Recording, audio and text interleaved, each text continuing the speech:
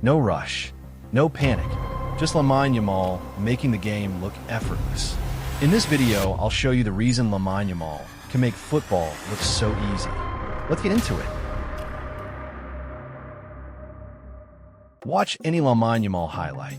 I'll wait. Notice something? The game slows down the moment the ball reaches his feet.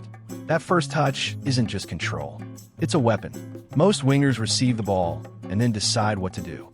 Yamal decides before the ball arrives. I don't think his I've body seen anything shape is like already it open. since His Messi. head He's a is already chosen up. one. Yeah. By the He's a time the ball chosen touches one his boot, after Messi. he's already Best 2 player in the seconds world ahead right of the now, defender. Lamine Yamal. Here's the key. He's the best player That in the first world, touch man. always goes into space, never into his body. When he receives the ball on the right wing, that touch pushes it forward at a 45-degree angle. Not straight down the line where the fullback expects. Not inside where the midfielder is waiting. Into that pocket of space that forces both defenders to make a choice. And the moment they choose, he's gone. You can train this today. Set up a cone 3 meters away at a 45-degree angle. Receive the ball and push it there with your first touch. Every single time. Do this 500 times and you'll start seeing spaces you never noticed before. But the first touch is only the beginning. Because what Yamal does next is where most wingers fail completely. Stop me if you've heard this. Use the Ronaldo chop. Master the elastico. Learn 50 skill moves. Wrong. All wrong. Yamal barely uses traditional skills. What he does is far more devastating. He manipulates his body position to make defenders commit before he's even touched the ball. Watch his left shoulder. It drops slightly before he cuts right. His hips open up as if he's going to pass. His eyes lock onto a teammate making a run. The defender sees all of this.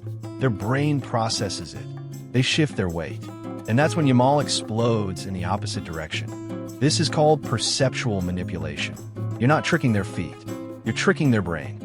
By the time their nervous system realizes they've been fooled, Yamal's already taken 3 touches and they're 5 meters behind. The beautiful part? This works at walking pace. You don't need to be fast. You need to be smart. Yamal regularly beats defenders without ever reaching top speed because they've already beaten themselves. Here's your training method. Practice receiving the ball while looking at a teammate. Hold that look for a full second, then explode in the opposite direction. The delayed reaction of your opponent will shock you. Their brain literally cannot process the contradiction fast enough. Now, you've got the defender on their heels. This is where most players rush. They try to beat their man immediately. But Yamal, he's just getting started.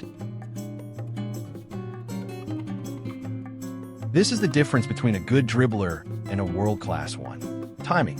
When Yamal gets the ball in a one-on-one, he doesn't attack immediately. He slows down. He takes tiny touches. He waits. The defender has to make a choice. Step in or back off. Either choice is wrong. If they step in, he's gone with a quick shift of direction. If they back off, he's got time and space to pick his pass or shot. But here's the genius bit. While they're deciding, he's watching their hips. The hips don't lie. A defender can fake with their upper body, but their hips tell you which way they're about to move. The moment Yamal sees those hips shift, he attacks the space they've just abandoned. Against Athletic Bilbao last season, he held the ball for nearly 4 seconds in a one-on-one. For seconds of doing apparently nothing while the defender grew increasingly desperate. Then one touch. The defender lunged. Space created. Goal. You need to train this patience. It's uncomfortable. Your instinct screams at you to go, go, go. But elite players live in that discomfort. Set up a one-on-one drill where you must take at least 5 touches before attempting to beat your opponent. Watch how much easier it becomes when you're not rushing. But there's something even more important than patience. Something that separates Yamal from every other teenager playing football right now. Before Yamal receives the ball, he's already looked over his shoulder 3 times. Minimum. Sometimes 5. Sometimes 7. He's building a mental map of where every player is positioned. This is called scanning, and it's the difference between playing football and mastering football. When that ball arrives at his feet, he already knows the left back is 3 meters away.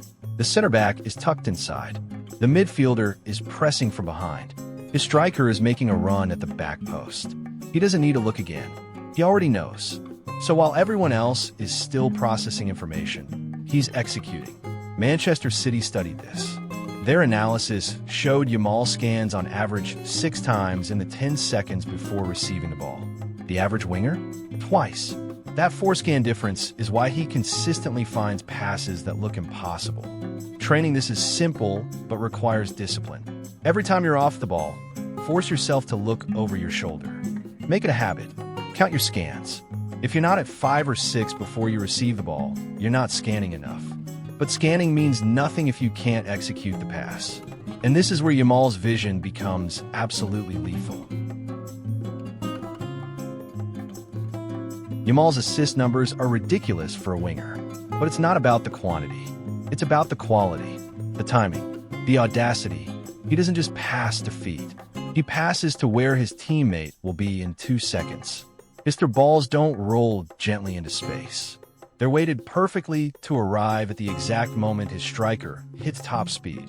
Against France in the Euro semifinal, he played a pass that curved around 2 defenders, between 2 midfielders, and arrived perfectly for the run. The commentators called it luck.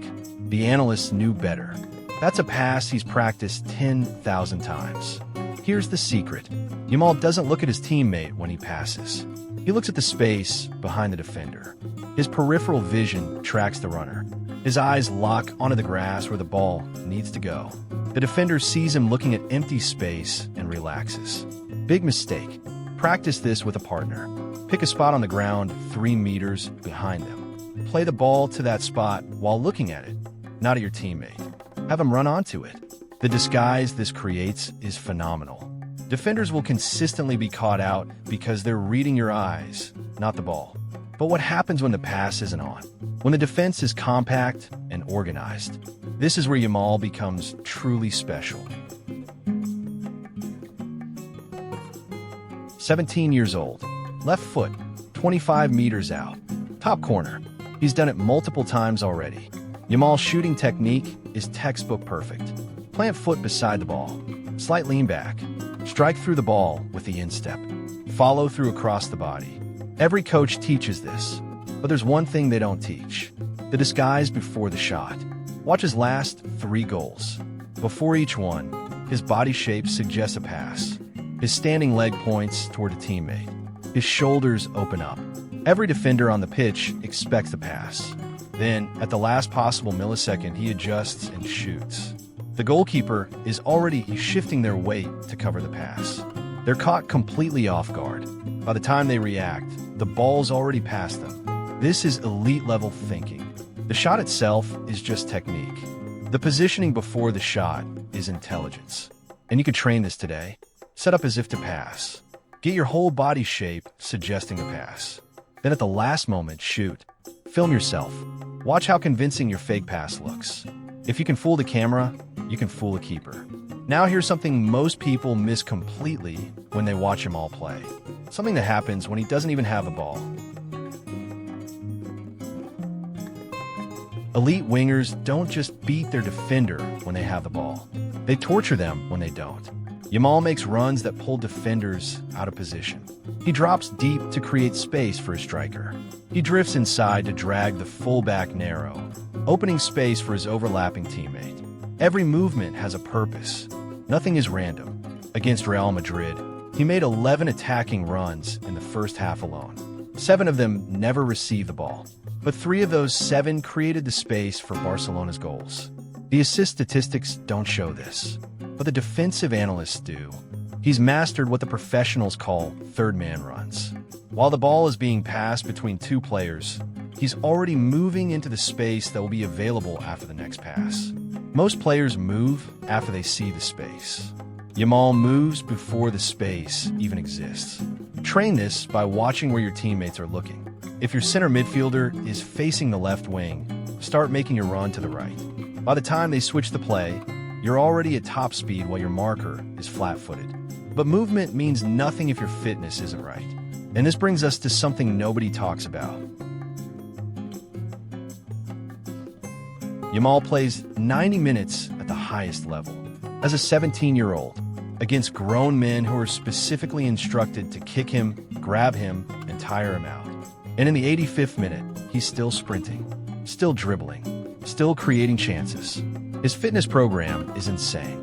Short burst sprints, change of direction drills, core stability work. But here's what's crucial. He doesn't train like a marathon runner.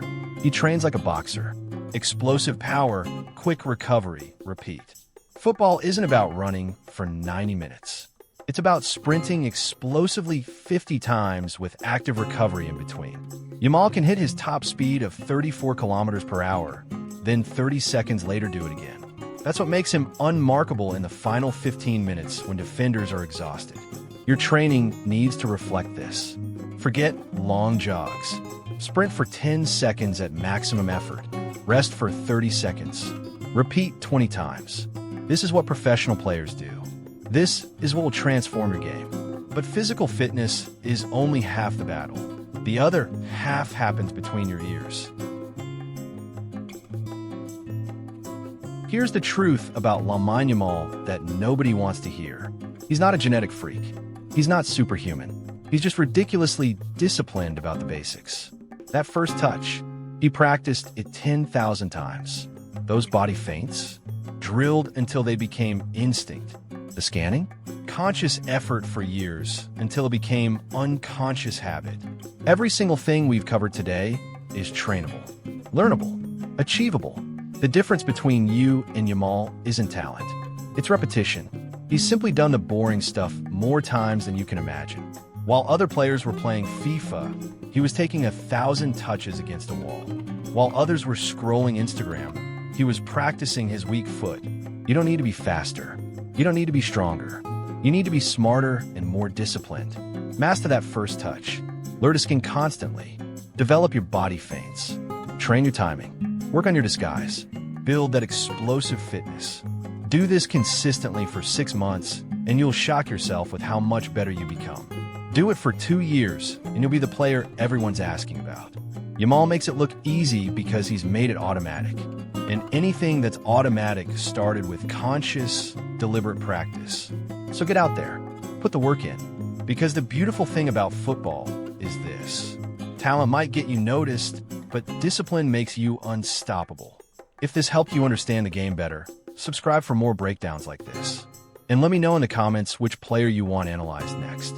Until then, keep practicing, keep improving, and remember, the difference between good and great is usually just a few thousand more repetitions than you thought possible.